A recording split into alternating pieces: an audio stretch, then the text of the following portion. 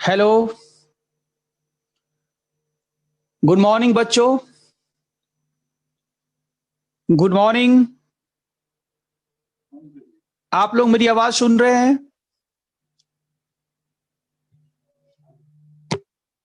Good morning Priyanka Verma, Nitish पाठक, प्रियंका वर्मा। बच्चों, I am very sorry अंश गर्ग कि मैं लगातार 20 मिनट से प्रयास कर रहा था। मैं लगातार 20 मिनट से प्रयास कर रहा था और उसमें हमें सफलता नहीं मिल पा रही थी। ठीक है, क्योंकि कुछ नेट में समस्या थी। ठीक है, मैंने इलाहाबाद ब्रांच को भी फोन लगाया। कुछ बच्चों ने पटना ब्रांच से भी मेरे पास फोन किया कि सर क्लास चलेगा कि नहीं चलेगा। हमने कहा मैं तो प्रयास लगातार कर रहा हूं, लेकिन नेट के वजह से क्लास थोड़ा सा विलंब हो गया। इसके लिए आई एम वेरी सॉरी। ठीक है, चलिए कोई बात नहीं है। बच्चों, जो भी अभी तक नहीं जुड़े हैं वो जल्दी से जुड़ जाएं ताकि हम अपनी बातों को आगे बढ़ाएं। ठीक है, और आज हम जिस मुद्दे पर आपसे बात करने जा रहे हैं, क्योंकि ऐसे ही हम लोग आधा घंटा लेट हो चुके हैं और इसलिए हम सीधे टॉपिक पर आना चाहते हैं। आज का जो विषय होगा, जो सब्जेक्ट होगा, वह होगा बंगाल में द्वैध शासन। बंगाल में द्वैध शासन, ड्यूअल गवर्नमेंट इन बंगाल। ठीक है, लेकिन इस टॉपिक पर चर्चा करने से पहले हम चाहेंगे कि आप लोग, जो कल हमने क्वेश्चन दिया था, बहुत बेहतर क्वेश्चन था। हम चाहेंगे उस क्वेश्चन के बारे में आपका क्या राय है, आप कैसे लिखेंगे। थोड़ा सा हम चाहते हैं कि आपके ओर से उसका फ्रेम हमें मिल जाए कि आप उस प्रश्न को कैसे लिखेंगे। हम प्रश्न लिखते हैं। प्रश्न था कि बक्सर का युद्ध, बक्सर का युद्ध, बक्सर का युद्ध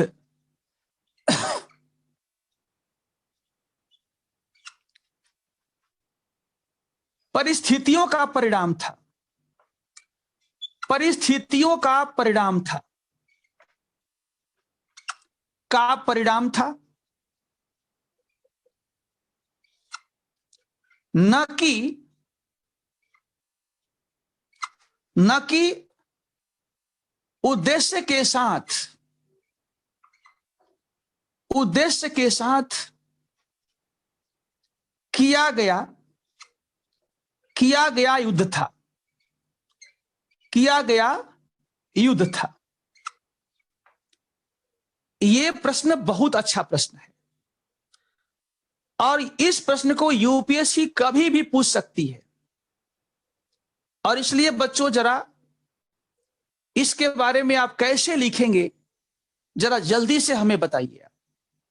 बस संक्षेप में बताना है कि इस प्रश्न के उत्तर में आप क्या शो करेंगे।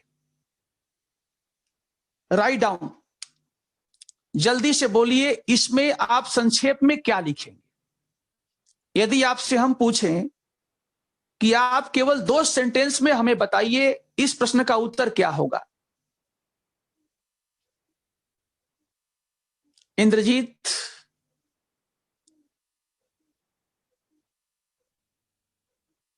जल्दी से।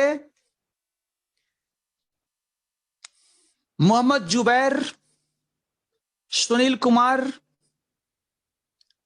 आरती, जल्दी से बोलिए आप लोग क्या लिखेंगे इसमें। ज्योति कुमारी, पूजा, बहुत बढ़िया पूजा, बहुत सुंदर। पल्लवी, पूजा ने बहुत सुंदर उत्तर दिया। ठीक है, मेरी आवाज आप तक पहुंच रही है बच्चों? मेरी आवाज आप तक आ रही है?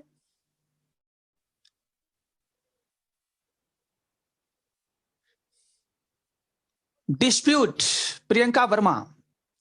ठीक है, ओके। देखिए बच्चों, इस प्रश्न का जो उत्तर होगा, इस प्रश्न का जो उत्तर होगा उसमें आप इस बात को उल्लेख करेंगे। ध्यान से सुनिए। पहली बात, ये जो है मीर कासिम है, यही इस प्रश्न का उत्तर होगा। और ये जो है ब्रिटिश कंपनी है, ब्रिटिश कंपनी है। ठीक है, संक्षेप में इस प्रश्न का उत्तर क्या होगा, संक्षेप में मैं बताने जा रहा हूं। ये बंगाल का नवाब है और ये साम्राज्यवादी कंपनी है, ये साम्राज्यवादी कंपनी है। ठीक है, और ये बंगाल का नवाब है। ध्यान दीजिए, पहली बात, ये दोनों वार करना नहीं चाहते, ये दोनों वार करना नहीं चाहते, वार नहीं करना चाहते, करना चाहते, ये दोनों वार नहीं करना चाहते। तो प्रश्न ये है कि दोनों वार नहीं करना चाहते हैं, तो फिर वार हुआ क्यों? जब आप और हम, जब मीर कासिम और ब्रिटिश कंपनी वार नहीं करना चाहते हैं, तो फिर वार हुआ क्यों भाई? उसका कारण है, और वही इस प्रश्न का सार है बच्चों। जो मैं बताने जा रहा हूं वही इस प्रश्न का सार है। उसी को लिख देंगे तो परीक्षक मान लेगा कि बच्चा ने प्रश्न को समझ लिया और इसका उत्तर ढूंढ लिया, और वो कुछ नहीं देखेगा, बस यही इसी बात को वह देख करके विश्वास कर लेगा। तो ध्यान से सुनिए, प्रश्न यह है कि मीर कासिम ब्रिटिश कंपनी के सहायता से बंगाल का नवाब बनता है, इसमें कोई शक नहीं। दोनों के बीच एक संधि होती है और संधि के तहत ब्रिटिश कंपनी मीर जाफर को हटाकर मीर कासिम को बंगाल का नवाब बनाती है। तो प्रश्न यह है कि जिस कंपनी ने जिस व्यक्ति को नवाब बनाया, मात्र 4 साल के बाद दोनों के बीच संघर्ष क्यों हो गया? उसका एक ही कारण है। जो मीर कासिम है वह चाहता है कि हम बंगाल में कठपुतली नवाब नहीं बन सकते, हम बंगाल में कठपुतली नवाब नहीं बन सकते, हम मीर जाफर नहीं बन सकते। आपने जो संधि किया है, आपने कहा हमें 3 क्षेत्र चाहिए, हमने दे दिया। आपने कहा सिलहट के व्यापार में आधा हिस्सा चाहिए, हमने दे दिया। आपने कहा कि दक्षिण में वार करने के लिए 5 लाख रुपए चाहिए, हमने दे दिया। तो आपने हमें सहायता किया और पुरस्कार के रूप में हमने चीजों को दे दिया। आपने हमें सहायता किया कि मीर जाफर को हटा करके आपने बंगाल के गद्दी हमारे हाथों में दे दिया, तो उसके बदले में हमने पुरस्कार दे दिया, काम खत्म। अब आप चाहते हैं कि इतना देने के बाद भी हम आपका कठपुतली बने रहें, यह संभव नहीं है। जबकि ब्रिटिश कंपनी कहती है कि नो, हम साम्राज्यवादी हैं और इसलिए बंगाल में हम बंगाल में किसी योग्य शासक को हम बर्दाश्त नहीं कर सकते हैं। बंगाल में किसी कुशल शासक को, किसी योग्य शासक को, किसी महत्वाकांक्षी शासक को हम लंबे समय तक बर्दाश्त नहीं कर सकते हैं, हम टॉलरेट नहीं कर सकते। और यही कारण है बच्चों कि जब मीर कासिम ने बंगाल के नवाब बनने के बाद आप देखोगे शासन में, प्रशासन में, सेना में, व्यवस्था में, अर्थव्यवस्था में कई तरह के बदलाव करना शुरू किया तो कंपनी के कान खड़े हो गए। कंपनी के कान खड़े हो गए और कंपनी ने सोचा कि अरे ये व्यक्ति तो कठपुतली नहीं बनना चाहता है, ये व्यक्ति तो दूरदर्शी लगता है, योग्य लगता है, महत्वाकांक्षी है, और ये हमारे गेम में सही नहीं बैठेगा। ये हमारा जो साम्राज्यवादी गेम है उसमें मीर कासिम सही नहीं बैठ रहा है। और यही कारण है कि जैसे मीर कासिम ने कंपनी के हाथ को पकड़ा, बक्सर का वार हो गया। जैसे मीर कासिम ने कंपनी के हाथ को पकड़ा कि नो, आप दस्ता का मिसयूज नहीं कर सकते, वार हो गया। यही इसका उत्तर है, यही इसका उत्तर है बच्चों। निष्कर्ष में हम कह सकते हैं कि बक्सर के वार का कारण था ब्रिटिश कंपनी की साम्राज्यवादी महत्वाकांक्षा और मीर कासिम का एक योग्य नवाब बनना। संक्षेप में हम कह सकते हैं बच्चों कि बक्सर के वार का जो सबसे प्रमुख कारण था वह कारण था क्या? मीर कासिम की योग्यता, मीर कासिम की योग्यता और ब्रिटिश कंपनी की साम्राज्यवादी महत्वाकांक्षा के बीच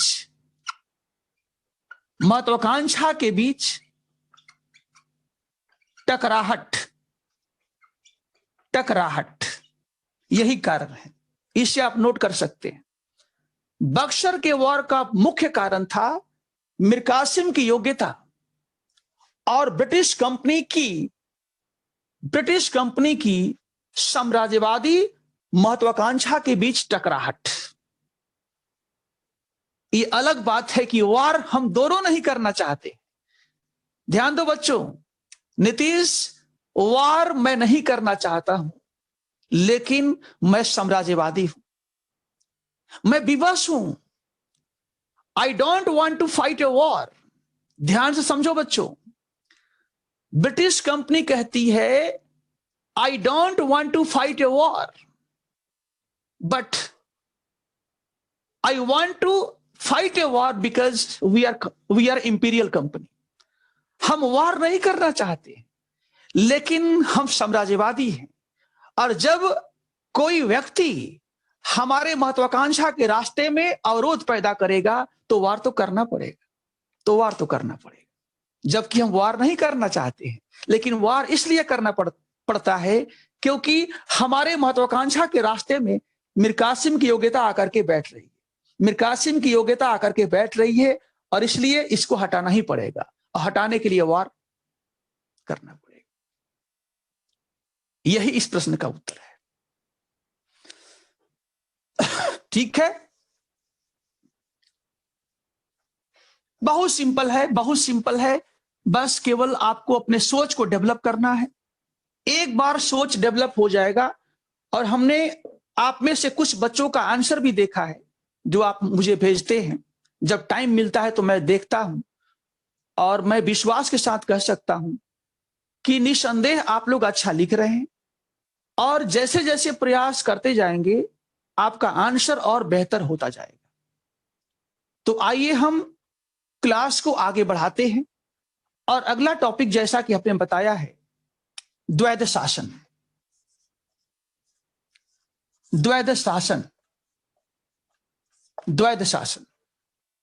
बंगाल में द्वैध शासन।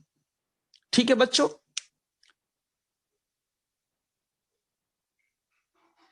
सबसे पहले ठीक है, इलाहाबाद की संधि होगी पवन, इलाहाबाद की संधि होगी, मुझे आगे बढ़ने दो आराम से। देखो, जल्दीबाजी नहीं करना है भाई, बिल्कुल आराम से काम करना है, बिल्कुल आराम से। तभी जाकर के जो हम प्रश्न देते हैं उनका उत्तर आप दे सकते हैं। जल्दीबाजी करेंगे, हवा नहीं लगेगा, वो प्रश्न निकल जाएगा ऊपर से, ध्यान देना। ठीक है, चलिए, मेरा पहला बेसिक सवाल, द्वैध शासन कहां पर, द्वैध शासन कहां पर? पहला पॉइंट, द्वैध शासन कब, कब से कब तक, कब से कब तक, कब से कब तक, द्वैध शासन कहां पर, द्वैध शासन कब से कब तक? तीसरा, द्वैध शासन किसके द्वारा, द्वैध शासन किसके द्वारा, द्वैध शासन किसके द्वारा? नेक्स्ट, द्वैध शासन क्या है, द्वैध शासन क्या है? नेक्स्ट,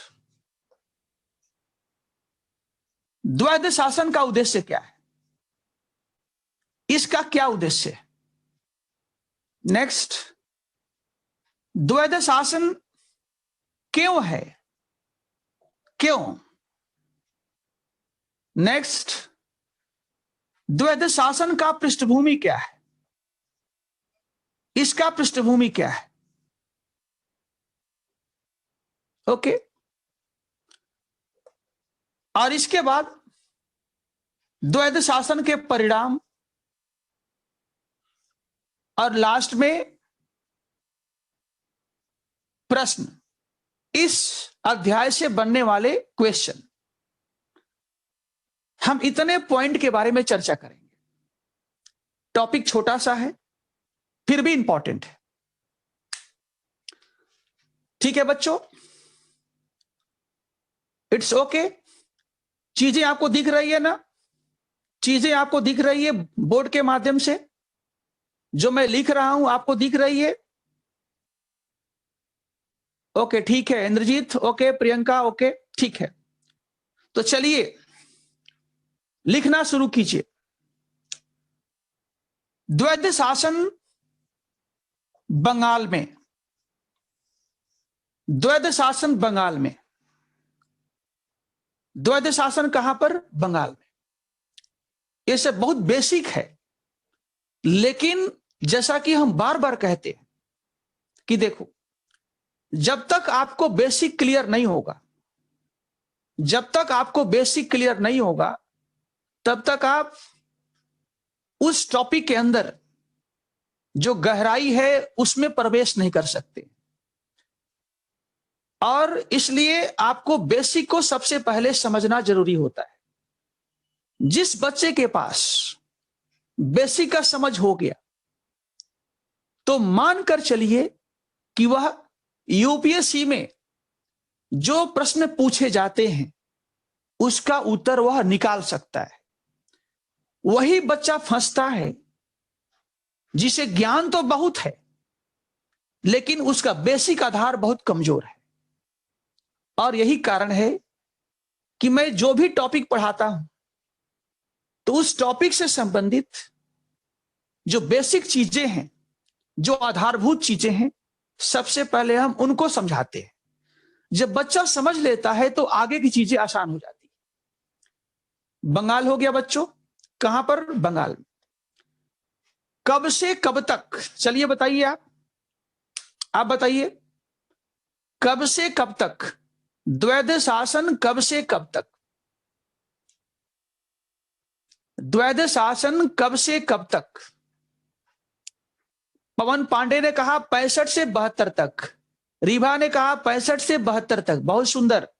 और बच्चे और बताइए, बाकी लोग, बाकी लोग बताइए जल्दी जल्दी। ठीक है, चलिए ध्यान दीजिए बच्चों, बंगाल में जो द्वैध शासन लगा, उसका अवधि क्या है? उसका अवधि है 1765 से लेकर 1772 तक। 1765 से 1772 तक बंगाल में द्वैध शासन का अवधि जो है 1765 से 1772 तक है। It's okay. अगला पॉइंट, किसके द्वारा लागू किया गया? जल्दी बोलिए, किसके द्वारा लागू किया गया? लॉर्ड क्लाइव के द्वारा, ज्योति ने कहा। और किसके द्वारा समाप्त किया गया? और किसके द्वारा समाप्त किया गया? और किसके द्वारा समाप्त किया गया? वेरी गुड, वारन हेस्टिंग के द्वारा। तो लिखिए,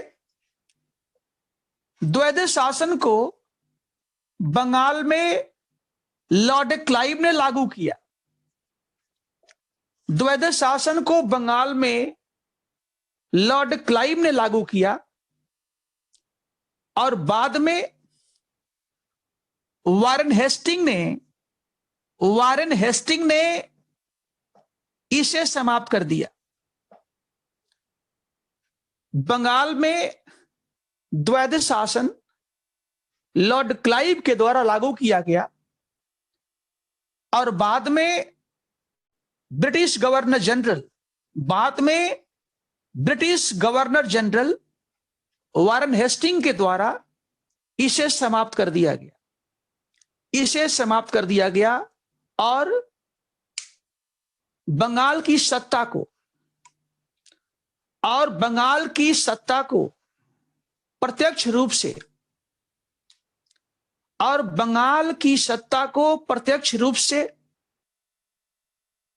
ब्रिटिश कंपनी के हाथों में सौंप दिया गया। और बंगाल की सत्ता को प्रत्यक्ष रूप से ब्रिटिश कंपनी के हाथों में सौंप दिया गया। यहां तक क्लियर हो गया? अब अगला प्रश्न है, द्वैध शासन क्या है? द्वैध शासन क्या है, समझिए बातों को और लिखिए, दोनों काम साथ में करना है। द्वैध शासन क्या है?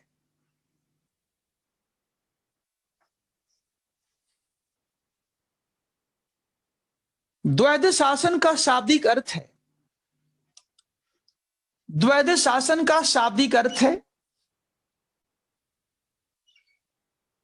दो संस्थाओं अथवा संगठनों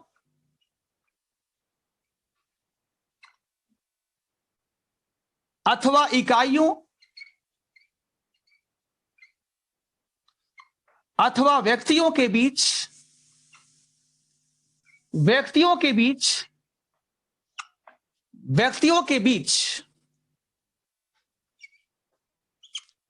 शक्ति एवं उत्तरदायित्व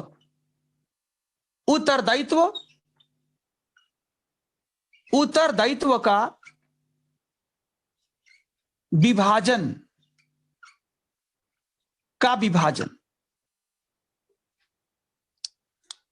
द्वैध शासन का शाब्दिक अर्थ है दो संस्थाओं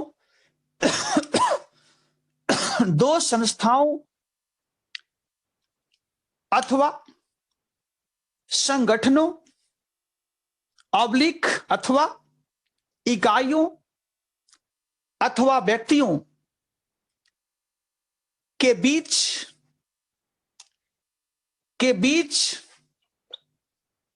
बीच शक्ति एवं उत्तरदायित्व दोनों का विभाजन करना।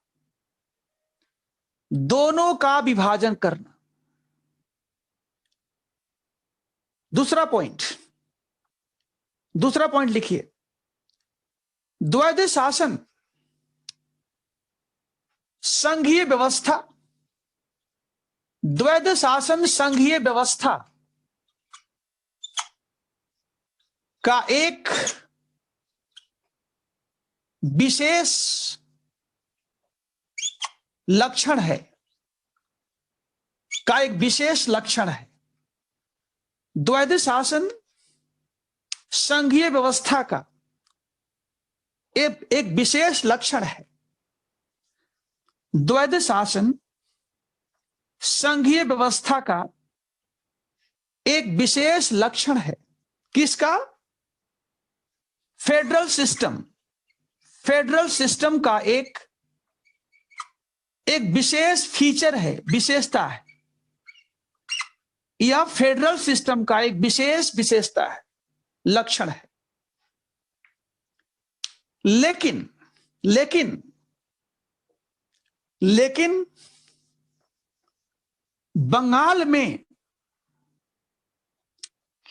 बंगाल में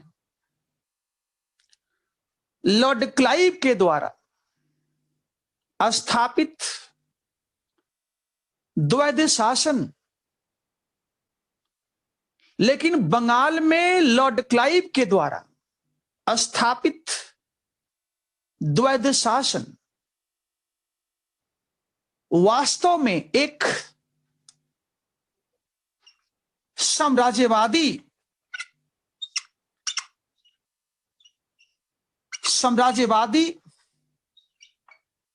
ढंग से स्थापित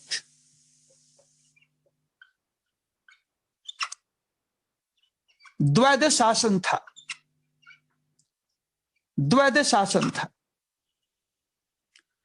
लेकिन बंगाल में लॉर्ड क्लाइव के द्वारा स्थापित द्वैध शासन या व्यवस्था एक साम्राज्यवादी ढंग से स्थापित द्वैध शासन था। ब्रैकेट में एक काइंड ऑफ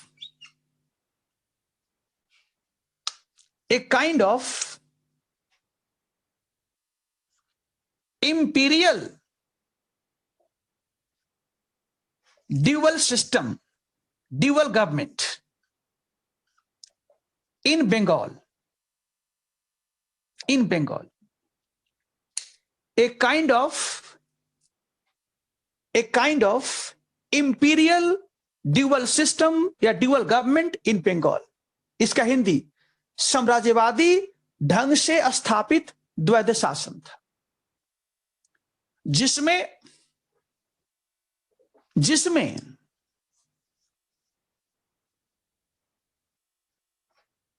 बच्चों आप एक काम करो, अब यहां पर जिसमें के बाद आप क्या करोगे, एक डायग्राम बनाओगे।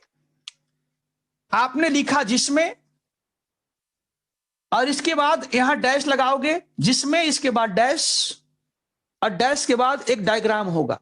कैसे होगा मैं लिखता हूं, आप पीछे से लिखो। बंगाल का नवाब,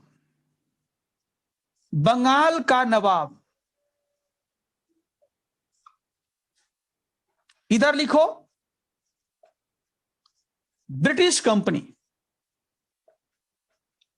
कंपनी, ठीक है। बंगाल का नवाब, इधर लिखो ब्रिटिश कंपनी, ठीक है। यहां क्या है? नो रियल पावर,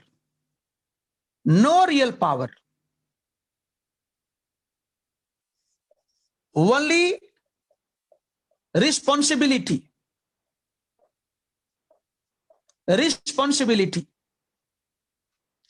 यहां real power but no responsibility. Diagram ऐसे बनेगा। इसका हिंदी क्या हुआ? इसका हिंदी है वास्तविक शक्ति नहीं,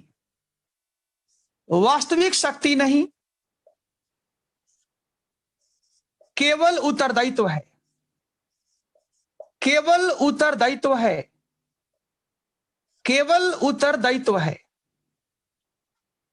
इसका Hindi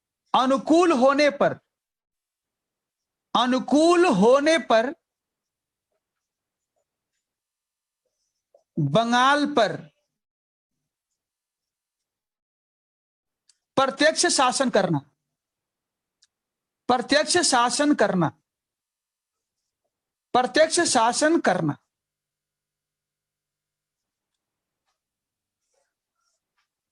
thought bye Lord Clive,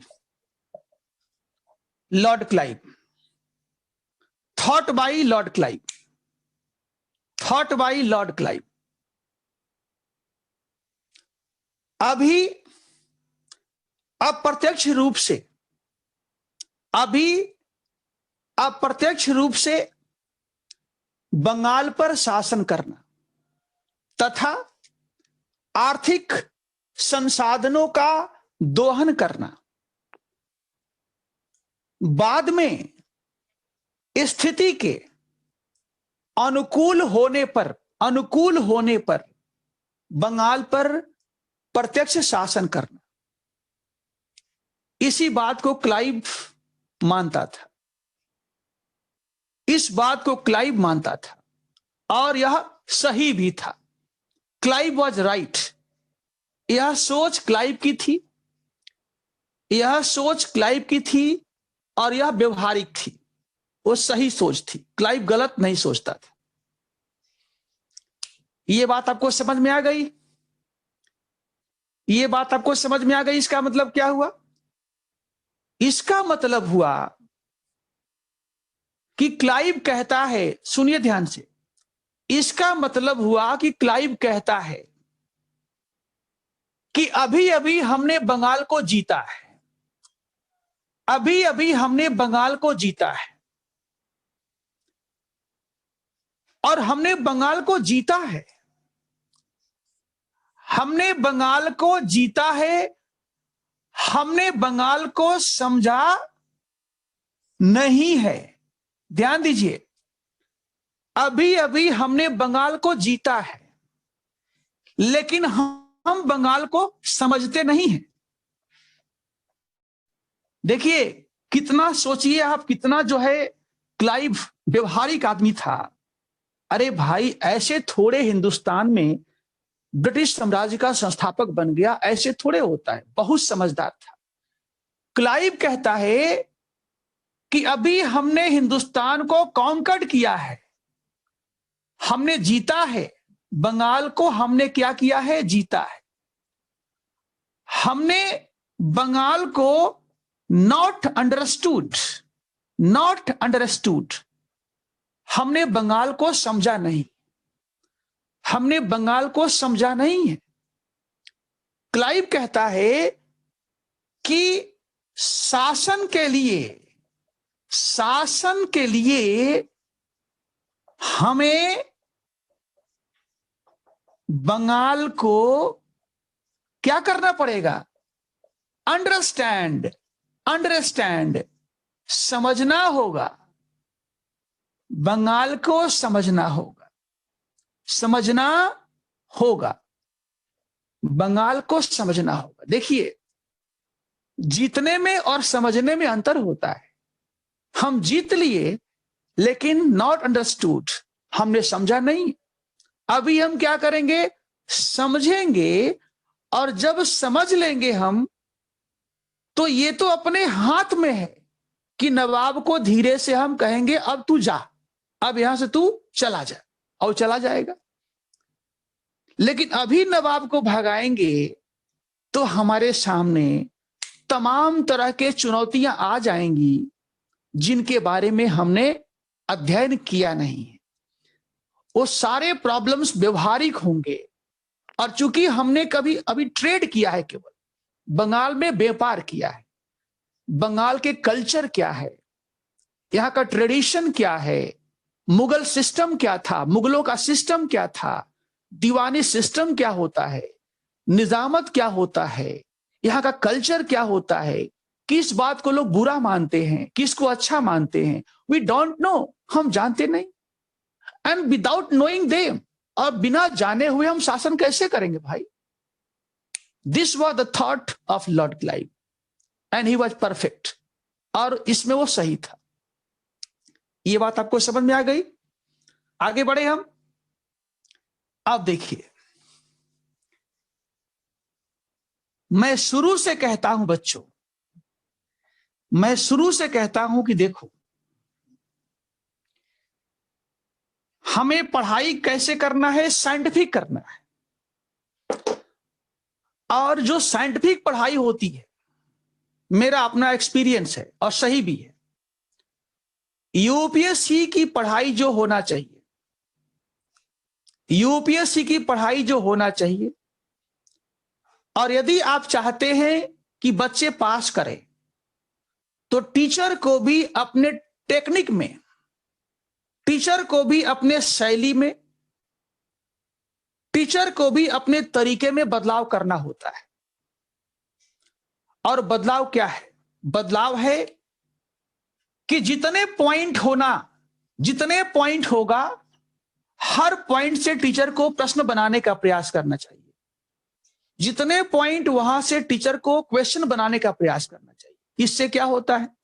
इससे यह होता है कि बच्चे के पास प्रश्नों का इतना बड़ा लिस्ट आ जाती है कि बच्चे घर पर लिख करके इतना परफेक्ट हो जाते हैं कि परीक्षा देने जाते हैं तो उनको हलवा लगता है। उनको लगता है, अरे इसके पहले तो हमने 200 प्रश्न प्रैक्टिस किया है, क्या पूछ लेगा हमसे। जो हमने चर्चा किया है उद्देश्य, वहीं से हम एक प्रश्न बनाने जा रहे हैं। राइट डाउन, उसको लिखिए आप। ये प्रश्न जो है, जो मैं लिखने जा रहा हूं, ये प्रश्न द्वैध शासन के उद्देश्य पर आधारित है। द्वैध शासन के उद्देश्य पर आधारित है, पर आधारित है, पर आधारित है। ये प्रश्न जो मैं लिखने जा रहा हूं, यह द्वैध शासन के उद्देश्य पर आधारित था, जिसका जिक्र अभी हमने किया है। और ये प्रश्न मेरा नहीं है, ये किसी का स्टेटमेंट है, किसी का कथन है। और वह व्यक्ति कौन है? उसका नाम है पर्सिबल, पर्सिबल स्पीयर उसका नाम है। पर्सिबल स्पीयर महान इतिहासकार है, ध्यान देना, ये बहुत बड़ा नाम है। इसने जो किताब लिखा है, उस किताब में से एज इट इज यूपीएससी इसके कथन को उठाती है और सीधे प्रश्न बना देती है। देखिए, एक प्रश्न है, पर्सिबल स्पीयर ने किताब लिखा, उसका नाम है ऑक्सफोर्ड हिस्ट्री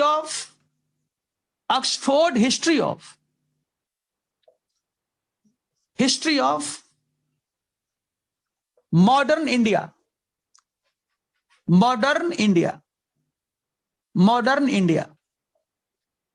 इस किताब को लिखा है कौन? पी स्पीयर, पूरा नाम पर्सिबल स्पीयर। इस किताब में स्पीयर क्या लिखता है, जरा देखिए ध्यान से। देखिए, ये लिखता है ऐसे, सिंगल इन्वर्टेड कॉमा में लिखना है, this system of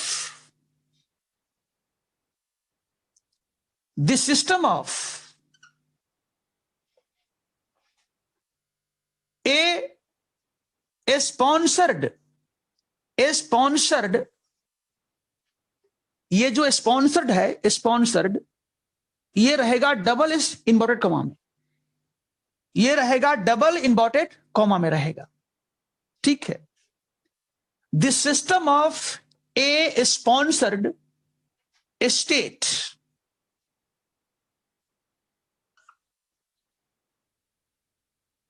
controlled but not administered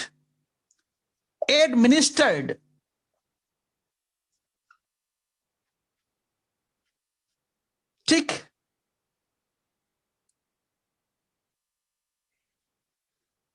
The system of a sponsored state, controlled but not administered, was the one Clive had in his mind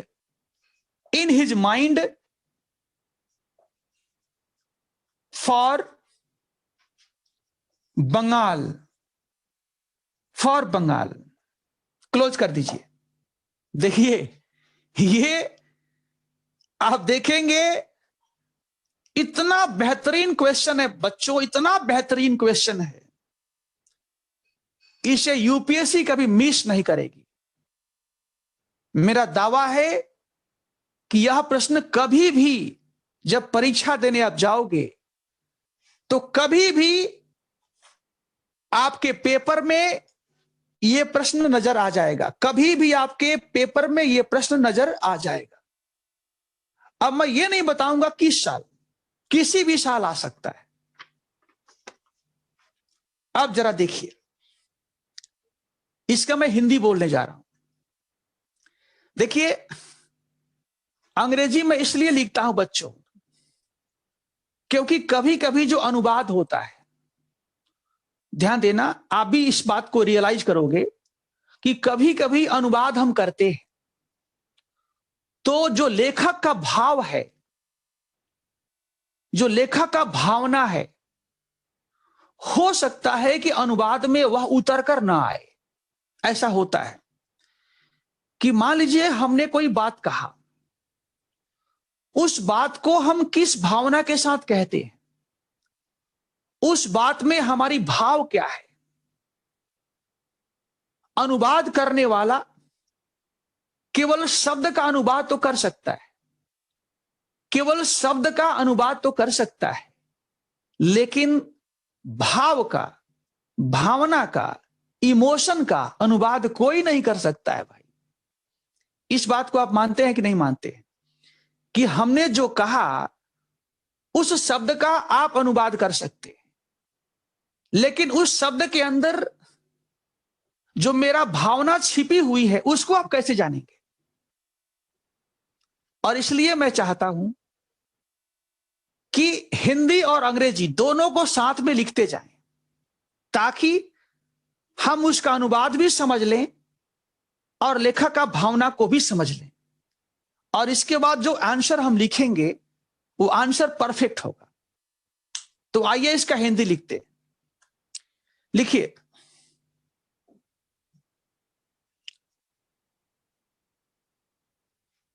Lord Clive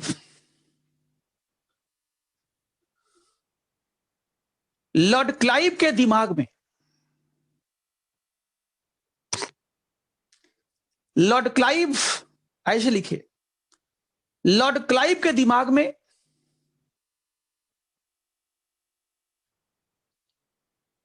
Bengal में स्थापित होने वाला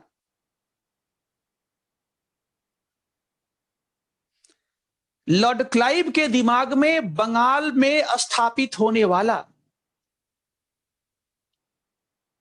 एक ऐसा प्रायोजित राज्य था, एक ऐसा प्रायोजित ऐसे एक ऐसा प्रायोजित राज्य था, एक ऐसा प्रायोजित राज्य था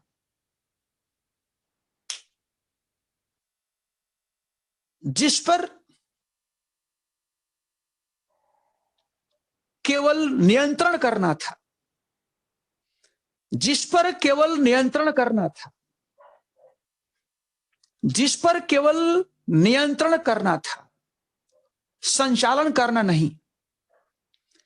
जिस पर केवल नियंत्रण करना था उसका संचालन करना नहीं, जिस पर केवल नियंत्रण करना था उसका संचालन करना नहीं।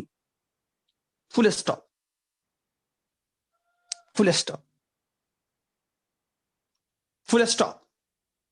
हो गया? आप लोग लिख लिए बच्चे?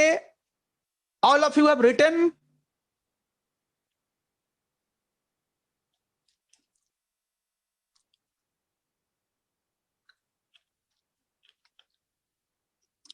अब देखिए, अब आगे बढ़ने से पहले हम चाहते हैं कि इस प्रश्न का जो आंसर होगा उसको हम कहां से निकालेंगे। इस प्रश्न का जो आंसर होगा हम उसको कहां से निकालेंगे।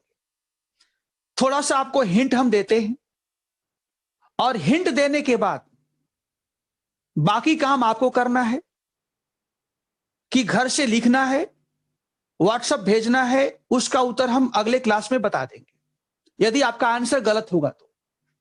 देखिए, सबसे पहले क्या करेंगे आप, इस प्रश्न को आप पढ़ेंगे। सबसे पहले इस प्रश्न को पढ़ेंगे, एक बार पढ़ेंगे, 2 बार पढ़ेंगे, 3 बार पढ़ेंगे, ठीक है। यानी जब तक आपको समझ में नहीं आएगा तब तक इसे पढ़ेंगे, क्योंकि बिना समझे अपने आंसर को कभी लिखने का प्रयास आपको नहीं करना है, पहले समझना है। तो आइए हम बताते हैं। जब इस प्रश्न को हम पढ़ते हैं, the system of A sponsored state controlled but not administered was the one Clive had in his mind for Bengal. इस पूरे कथन में हमें 3 ऐसे कीवर्ड्स मिलते हैं, 3 ऐसे कीवर्ड्स मिलते हैं जहां से हम इस प्रश्न का उत्तर निकाल सकते हैं। उसमें पहला कीवर्ड है स्पॉन्सर्ड। पहला कीवर्ड क्या है? प्रायोजित, स्पॉन्सर्ड। दूसरा कीवर्ड है कंट्रोल्ड, और तीसरा कीवर्ड है एडमिनिस्ट्रेड।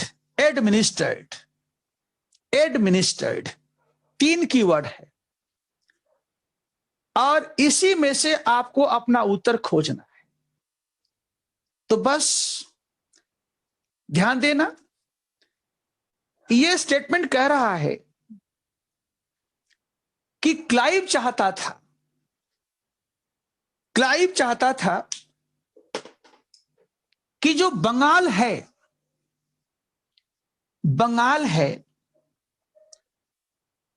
वहां जो राज्य होना चाहिए, बंगाल में जो राज्य होना चाहिए,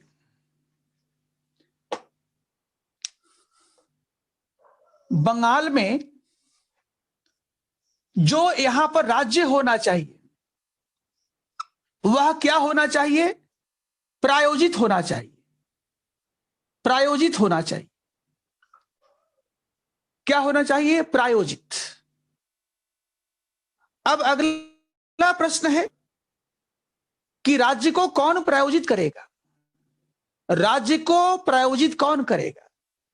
क्लाइव कहता है इसको करेगा वहां का नवाब, इसको करेगा वहां का नवाब करेगा। बंगाल को स्पॉन्सर करेगा वहां का नवाब। किसके लिए करेगा? वह करेगा किसके लिए? ब्रिटिश कंपनी के लिए करेगा। ब्रिटिश कंपनी के लिए करेगा। कौन? नवाब। किसको? बंगाल को। अब ब्रिटिश कंपनी को किस लिए करेगा? भाई, मैंने कहा कि बंगाल में एक ऐसा राज्य होना चाहिए जो प्रायोजित हो। अगला प्रश्न है कौन करेगा? नवाब करेगा। किसके लिए करेगा? ब्रिटिश कंपनी के लिए करेगा। किस लिए करेगा? बंगाल को लूटने के लिए करेगा। बंगाल को लूटने के लिए करेगा। क्यों करेगा? क्योंकि ही वुड बी कंट्रोल्ड। क्यों करेगा? क्योंकि वह क्या होगा? कंट्रोल्ड होगा। वो क्यों करेगा? क्योंकि वह कंट्रोल्ड होगा। किसके द्वारा? ब्रिटिश कंपनी के द्वारा कंट्रोल्ड होगा। ठीक, यानी हम नवाब को हटा करके उस राज्य को हम प्रत्यक्ष रूप से नहीं चलाएंगे। मैंने कहा ना, नॉट एडमिनिस्ट्रेड, नॉट एडमिनिस्ट्रेड, प्रशासन नहीं करना है, कंट्रोल। For what? फॉर लूट। By whom? EIC। Why? Because he was under control, because he was under control. यही इसका उत्तर है, यही इसका उत्तर है, इसी को आपको लिखना है। ठीक है, लेकिन इस प्रश्न का जो उत्तर लिखेंगे आप, तो कैसे लिखेंगे? सबसे पहले परिचय लिखेंगे। क्या लिखेंगे? परिचय। और परिचय में आप क्या देंगे? इस प्रश्न का जो उत्तर आप लिखना शुरू करेंगे बच्चों, तो सबसे पहले आप परिचय लिखेंगे। इंट्रोडक्शन जिसे कहते हैं, परिचय। परिचय में लिखेंगे आप कि मीर कासिम और ब्रिटिश कंपनी के बीच 64 में बक्सर का वार होता है।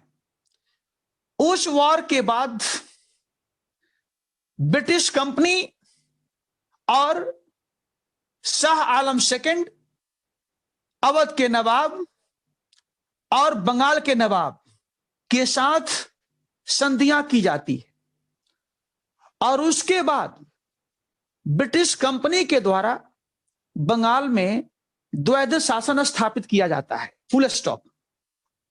और इसके बाद आप आ गए, जो प्रश्न का डिमांड है वहां पर आ गए। पहले परिचय और फिर उस प्रश्न का डिमांड क्या है उस पर। यही तरीका होता है, ध्यान दीजिएगा। ठीक है, तो चलिए हम आगे बढ़ते हैं।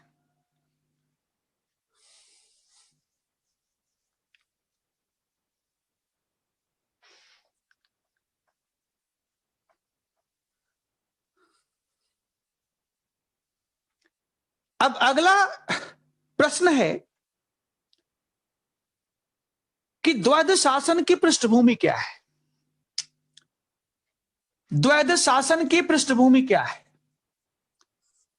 द्वैध शासन की पृष्ठभूमि क्या है? पृष्ठभूमि क्या है? द्वैध शासन की पृष्ठभूमि क्या है? ठीक है, इसको आप डायग्राम बना लेंगे। आप इसके लिए एक डायग्राम बनाएंगे। कैसे बनाएंगे? इसको ऐसे करेंगे, यहां लिखेंगे 3 संधियां, 3 संधियां, 3 संधियां, 3 संधियां हो गया। अब यहां लिखेंगे ऐसे, इलाहाबाद की संधि, इलाहाबाद की संधि। नंबर 1, इलाहाबाद की दूसरी संधि, इलाहाबाद की दूसरी संधि। नंबर 2, और यहां पर बंगाल के नवाब के साथ, बंगाल के नवाब के साथ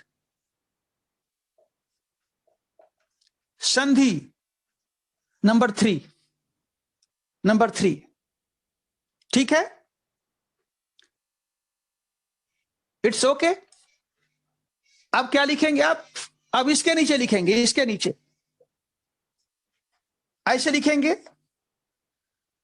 12 अगस्त 1765, 12 अगस्त 1765, 12 अगस्त 1765। उसके नीचे लिखेंगे, उसके नीचे लिखेंगे लॉर्ड क्लाइव तथा मुगल शासक, मुगल शासक शाह आलम द्वितीय के बीच, मुगल शासक एवं शाह आलम द्वितीय के बीच, मुगल शासक एवं शाह आलम द्वितीय के बीच, मुगल शासक एवं शाह आलम द्वितीय के बीच।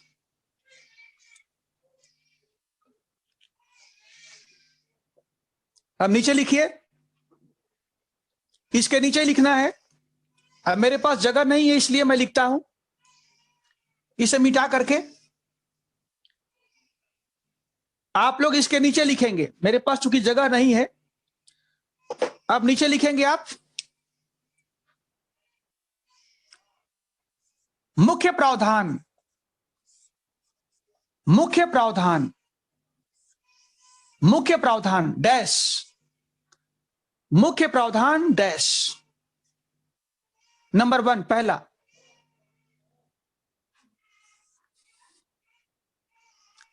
ब्रिटिश कंपनी ने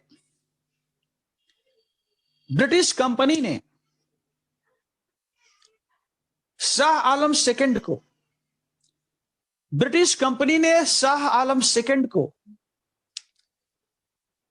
इलाहाबाद तथा कड़ा का क्षेत्र, कड़ा का क्षेत्र, कड़ा का क्षेत्र दे दिया।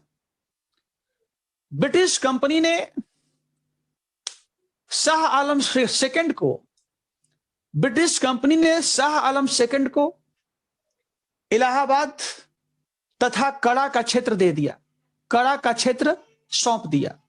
दूसरा,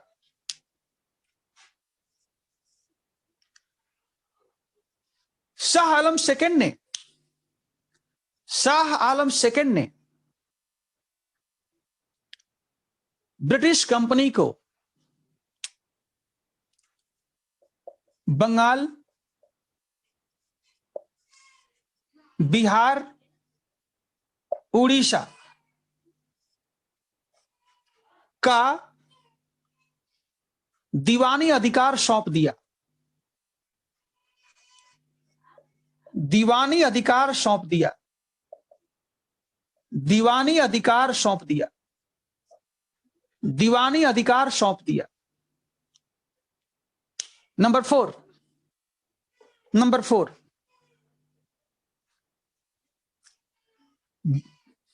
ब्रिटिश कंपनी ने शाह आलम सेकंड को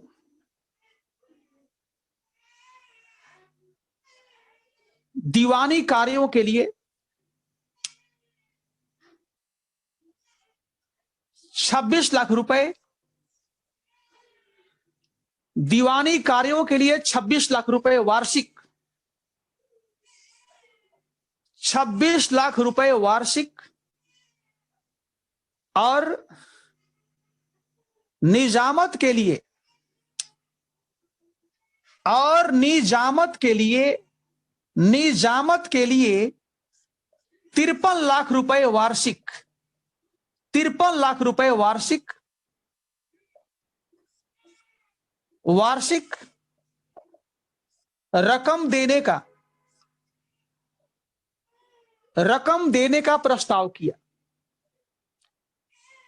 53 लाख रुपए वार्षिक रकम, अमाउंट, रकम का मतलब अमाउंट, अमाउंट हो गया, देने का प्रस्ताव किया। नीचे लिखिए परिणाम, परिणाम, परिणाम। पहला, परिणाम में पहला बताते हैं इंद्रजीत बताते हैं निजामत। परिणाम नंबर 1, कंपनी, ब्रिटिश कंपनी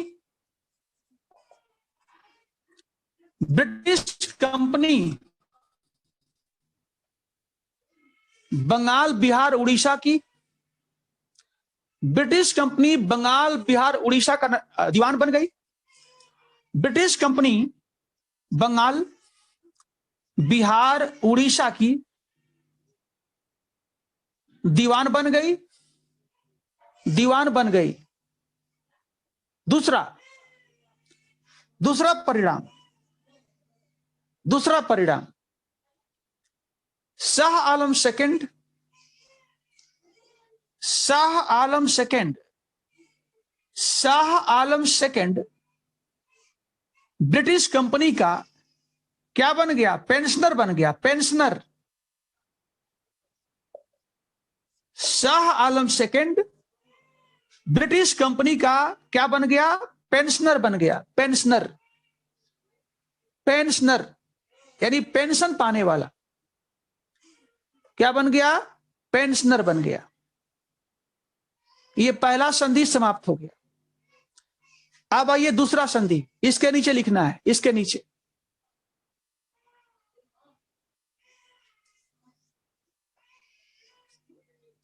दूसरा लिखिए, दूसरा संधि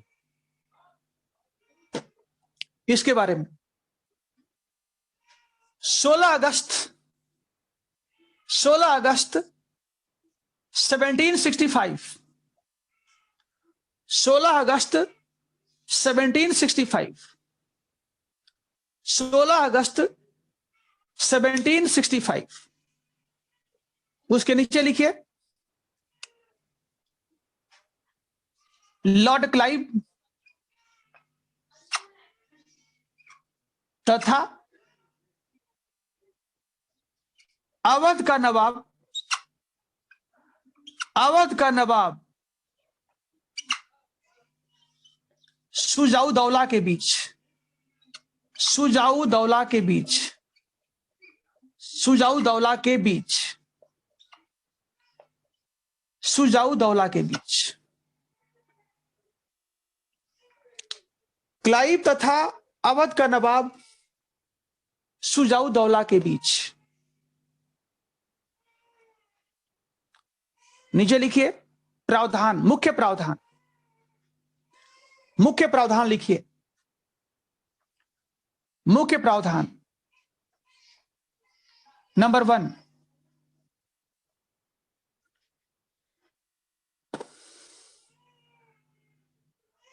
अवध के नवाब ने, अवध के नवाब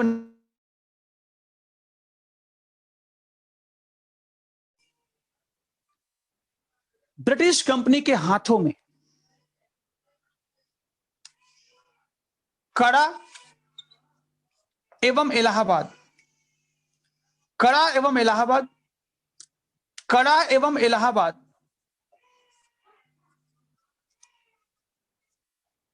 का क्षेत्र सौंप दिया,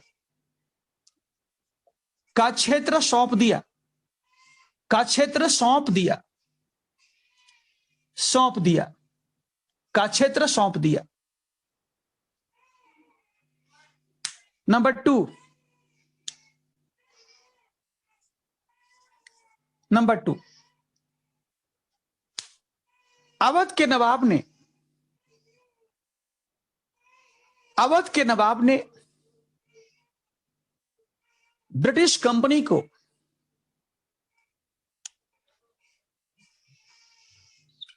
युद्ध क्षतिपूर्ति राशि, युद्ध क्षतिपूर्ति राशि,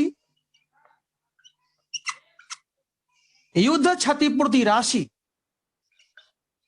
वार कंपनसेशन, वार कंपनसेशन के रूप में, वार कंपनसेशन के रूप में 50 लाख रुपए देने का, 50 लाख रुपए देने का प्रावधान किया, 50 लाख रुपए देने का प्रावधान किया एज ए वार कंपनसेशन, युद्ध क्षतिपूर्ति राशि, युद्ध क्षतिपूर्ति राशि।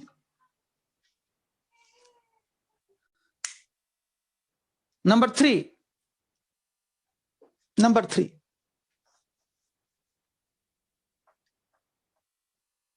ऐसा करिए, जो आप नंबर 3 लिखेंगे उसको वहां मत लिखिए और उसको नंबर 3 मत कीजिए, केवल 2 नंबर रखिए, केवल 2। इसमें 1 नंबर और 2 नंबर, पैरा बदल लीजिए, वहां पैरा बदल लीजिए। जो आप लिख रहे हैं इलाहाबाद की सेकंड संधि लिख रहे हैं, तो आपने लिखा होगा एक कड़ा इलाहाबाद, दूसरा 50 लाख रुपए, इसके बाद तीसरा नंबर नहीं डालना है, पैरा बदल लेना है, पैरा बदल लेना है और इसके बाद लिखना है। लिखिए, ब्रिटिश कंपनी और अवध के नवाब के बीच, ब्रिटिश कंपनी और अवध के नवाब के बीच इस बात पर भी संधि हुई, इस बात पर भी संधि हुई, इस बात पर भी संधि हुई कि ब्रिटिश कंपनी अवध के क्षेत्र को सुरक्षा प्रदान करेगा।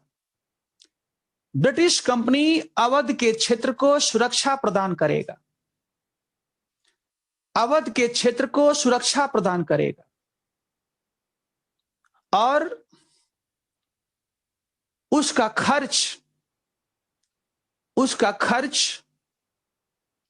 अवध के नवाब को देना होगा, उसका खर्च अवध के नवाब को देना होगा, उसका एक्सपेंसेज खर्च अवध के नवाब को देना होगा।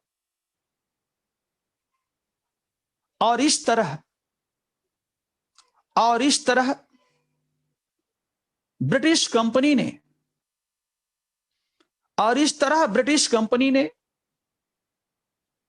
बंगाल और मराठों के राज्य के बीच, और इस तरह ब्रिटिश कंपनी ने बंगाल तथा मराठों के राज्य के बीच अवध के क्षेत्र को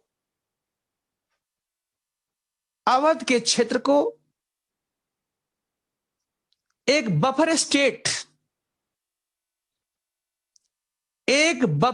बना दिया। अवध के क्षेत्र को एक बफर स्टेट बना दिया, एक बफर स्टेट बना दिया, एक बफर स्टेट बना दिया, एक बफर स्टेट बना दिया, फुल स्टॉप। ठीक है, इट्स ओके। अब देखिए, इसको समझ लीजिए थोड़ा सा। देखिए,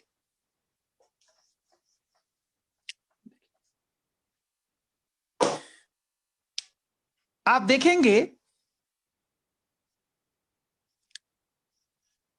कि बक्सर के वॉर में ब्रिटिश कंपनी को जीत हासिल हुई, ब्रिटिश कंपनी को जीत हासिल हुई और बंगाल पर ब्रिटिश कंपनी का प्रभाव स्थापित हो गया। प्रभाव स्थापित हो गया किसका? ब्रिटिश कंपनी का। अब यहां पर अवध है, अवध का क्षेत्र है, ये अवध है। अब देखिए, बक्सर के वॉर में ब्रिटिश कंपनी ने बंगाल के नवाब को, अवध के नवाब को और मुगल शासक को, तीनों को पराजित किया था। बक्सर के वॉर में ब्रिटिश कंपनी ने इन तीनों को पराजित किया था। तो देखा जाए तो बक्सर के वॉर के बाद यदि ब्रिटिश कंपनी चाहती तो बिहार, बंगाल, उड़ीसा के साथ ही साथ अवध पर भी कब्जा कर सकती थी, अवध पर भी कब्जा कर सकती थी, क्योंकि यहां का नवाब भी बक्सर के वॉर में पराजित हुआ था। तो ब्रिटिश कंपनी के सामने कोई समस्या नहीं थी। वह इच्छा करती तो अवध भी कब्जे में आ जाता। लेकिन बाद में लॉर्ड क्लाइव आया, तो लॉर्ड क्लाइव बहुत होशियार था। बहुत तेज था। उसने देखा कि अवध से सटा हुआ क्षेत्र जो है, ये पूरा क्षेत्र ये मराठों का है। ये पूरा क्षेत्र किसका है? मराठों का है। जो अवध से सटा क्षेत्र है, जो अवध से सटा हुआ क्षेत्र है, वो मराठों का है। और यदि हम बंगाल के साथ अवध को भी अपने प्रभाव में लेते हैं तो हमारी सीमा बंगाल से निकलकर अवध तक पहुंच जाएगी। बंगाल से निकलकर अवध तक पहुंच जाएगी और इसके बाद जो हमारी सीमा होगी वह मराठों के साथ टकराएगी।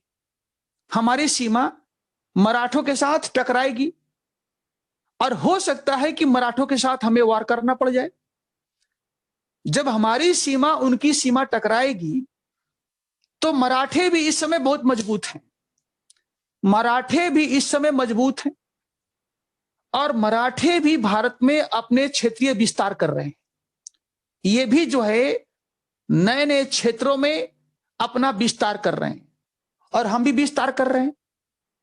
तो दोनों की सीमाएं जब टकराएगी और दोनों विस्तारवादी हैं तो लड़ाई होगा और इसके लिए हम तैयार नहीं हैं। तब क्लाइव ने कहा कि एक काम करते हैं, हम बंगाल पर कब्जा कर लेते हैं, अवध को छोड़ देते हैं और अवध के साथ एक संधि कर लेते हैं और संधि में हम ये कह देंगे कि अवध पर कोई आदमी आक्रमण करेगा तो हम उसका सुरक्षा करेंगे। यानी अवध को हम कहेंगे स्वतंत्र है। मराठों के नजर में अवध स्वतंत्र है, लेकिन हमारे नजरों में क्या है? हमारे नजर में अवध क्या है? हमारे अधीन है, क्योंकि अवध अपनी सुरक्षा के लिए हमारे ऊपर निर्भर है। तो इस तरह से क्लाइव ने क्या किया कि मराठों के साथ वॉर करने से बचने के लिए उसने अवध पर कंट्रोल तो किया लेकिन शासन स्थापित नहीं किया और अवध बंगाल और मराठों के बीच एक बन गया क्या? बफर स्टेट बन गया। यानी न तो मराठे यहां आएंगे और न तो हम यहां आएंगे। और जब क्लाइव ने कहा कि जब स्थिति अनुकूल हो जाएगी, हम हिंदुस्तान में मजबूत हो जाएंगे तो फिर अवध को अपने कब्जे में ले लेंगे, हुआ यही हुआ। तो ये क्लाइव का सामरिक समझ था कि वह जानता था कि यदि हम अभी अवध पर भी कब्जा करेंगे तो बेवजह हमारी सीमा यहां से निकल करके यहां पहुंचेगी और जब यहां पहुंचेगी तो एक और दुश्मन आ जाएगा, एक नया दुश्मन पैदा हो जाएगा, मराठे। और ये हमारे लिए अच्छा नहीं, क्योंकि अवध और मराठे दोनों दोस्त बन सकते हैं हमारे खिलाफ। और इसलिए हम चाहते हैं कि जो अवध का नवाब है उसको दोस्त बनाकर रखें, क्योंकि छोड़ देंगे तो भागेगा और मराठों के साथ मिल जाएगा। इसलिए छोड़ना भी नहीं है और पकड़ना भी नहीं, बस साथ में रखना है। ठीक है, तो ये उसका पॉलिसी था। ठीक है बच्चों, आगे बढ़ते हैं। अगला लिखिए, बंगाल के नवाब के साथ संधि। बंगाल के नवाब के साथ संधि लिखिए। मिर्जाफर के मरने के बाद, मिर्जाफर के मरने के बाद उसका पुत्र नजमुद्दौला, उसका पुत्र नजमुद्दौला तथा ब्रिटिश कंपनी के बीच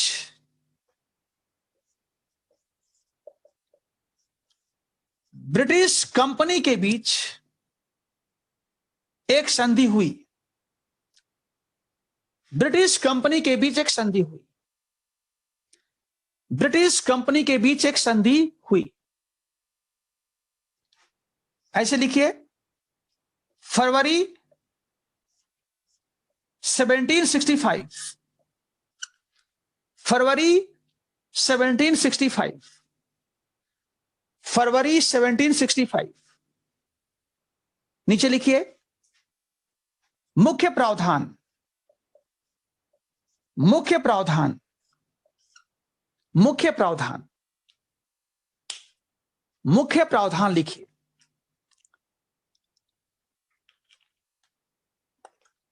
पहला पहला पहला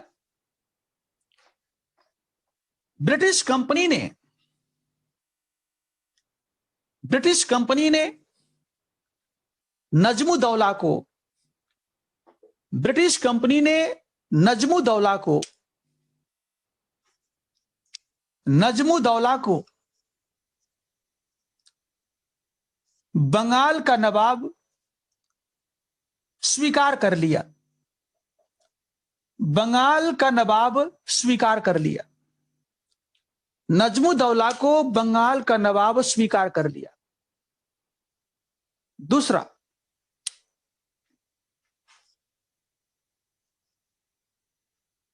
नजमुद्दौला ने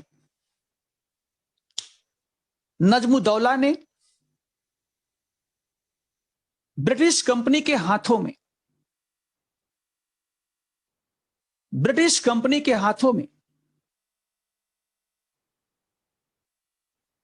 अपना समस्त निजामत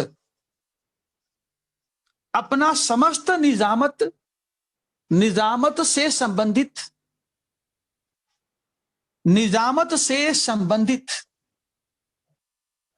अधिकार को सौंप दिया। नजमुद्दौला ने ब्रिटिश कंपनी के हाथों में अपना समस्त निजामत से संबंधित अधिकारों को सौंप दिया, जैसे सेना,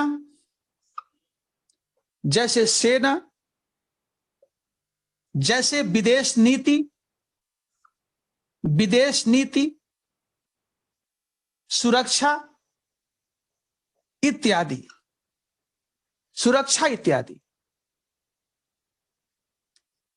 तथा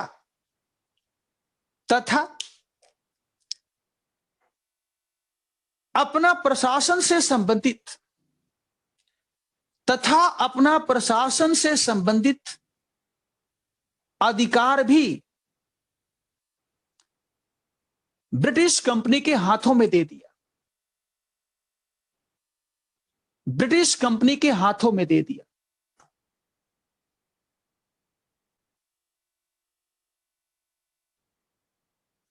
हो गया। अब नीचे लिखिए परिणाम,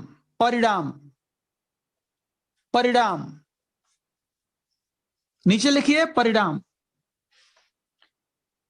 परिणाम लिखिए, रिजल्ट, परिणाम में पहला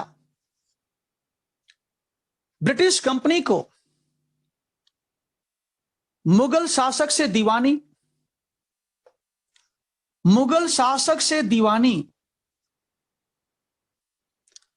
ब्रिटिश कंपनी को मुगल शासक से दीवानी तथा बंगाल के नवाब से निजामत का अधिकार प्राप्त हो गया। मुगल शासक से दीवानी और बंगाल के नवाब से निजामत का अधिकार प्राप्त हो गया।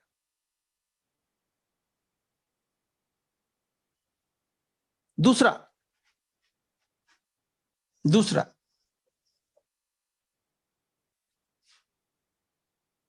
ब्रिटिश कंपनी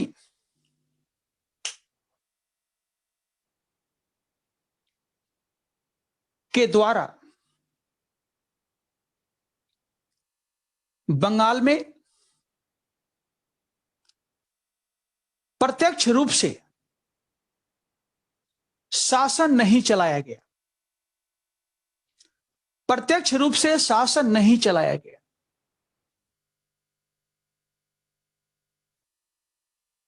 जैसे नजमुद्दौला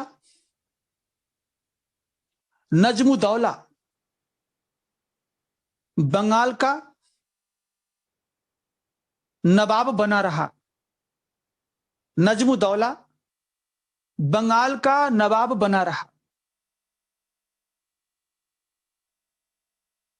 और ब्रिटिश कंपनी के द्वारा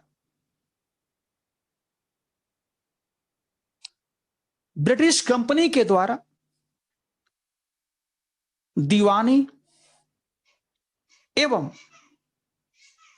निजामत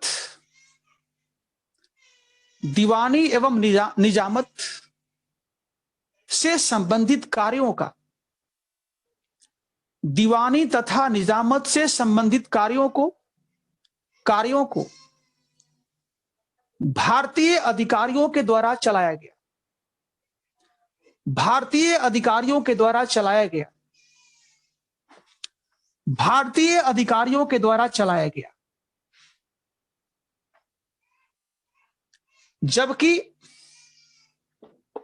रिमोट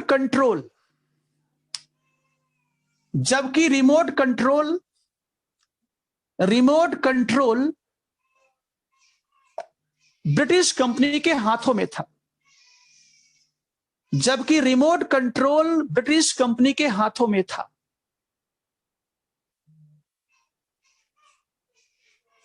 जैसे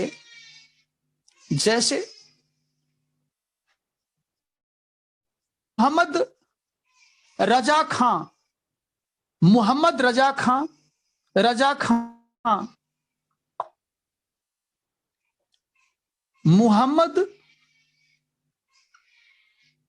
खां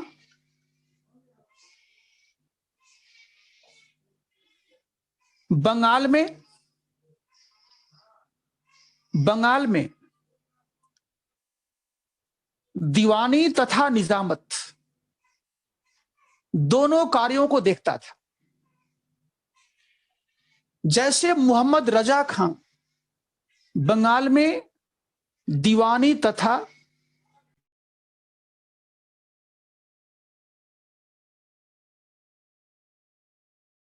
कार्यों को देखता था।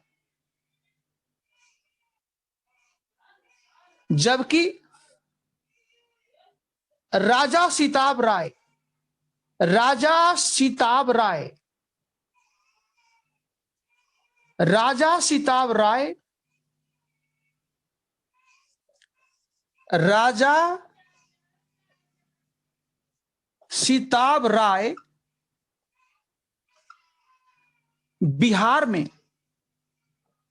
बिहार में दीवानी से संबंधित अधिकारों को देखता था। दीवानी से संबंधित कार्यों को देखता था, अधिकार नहीं।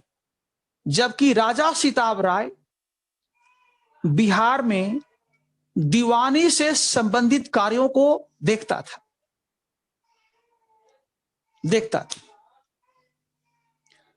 तो आज का सेवा समाप्त हुआ बच्चों, ठीक है। आज का मेरा सेवा समाप्त हुआ, ठीक है। सुन लीजिए, पहले आज का सेवा समाप्त हुआ और हम भी चलते हैं अब देखने कि बिहार में सीएम कौन बनता है। सुबह से मैंने देखा था, ठीक है। अब मैं देखता हूं कि सीएम कौन बनता है। नीतीश कुमार बनते हैं। अच्छा, नीतीश कौन बनता है भाई, बताओ जरा। नीतीश पाठक किसका उम्मीद है बिहार में? अब तो बताओ, मैं 2 घंटा से इधर हूं। नीतीश अगला सीएम है, ठीक है। नीतीश अच्छा, नीतीश होंगे, ठीक है। आपको क्या लगता है? अरे भाई, 2 घंटा से मैं इधर पढ़ा रहा हूं, मैं क्या बता सकता हूं, ठीक है। चलिए, तो क्लास को हम समाप्त करते हैं। और सबको धन्यवाद देते हैं। मेहनत कीजिए लगातार। देखिए मैं आपके लिए कितना मेहनत करता हूं। मैं चाहता इस टॉपिक को आधे घंटे में मैं समाप्त कर सकता था, आधे घंटे में टॉपिक को समाप्त कर सकता था, लेकिन हम ऐसा नहीं करते। एक एक बिंदु को निचोड़ते हैं। हमारा कोशिश होता है कि उस टॉपिक के अंदर जितने परत हैं सबको वहां से निकाल देना। जैसे प्याज हम काटते हैं, ऐसे आपको घर पर रिवाइज करना है, केवल आपको रिवाइज करना है, बाकी तो हम कर ही रहे हैं। ठीक है Ujala, god bless you, have a nice day, thank you.